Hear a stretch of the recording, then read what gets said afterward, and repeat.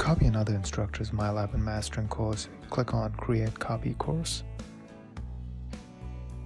and enter the course ID here. You can ask them for it. Then hit the search button. Their course should pop up here, and then you're gonna hit select. And you're gonna make sure you check the student use course.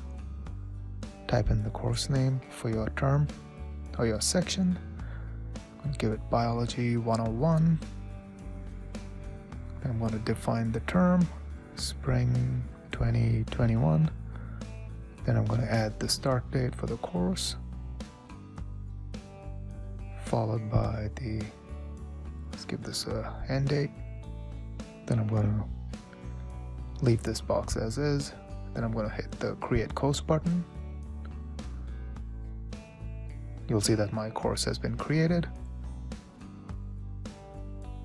And I'm going to return to my course. I'll return to my courses, and you'll see that my new MyLab and Mastering course has been created.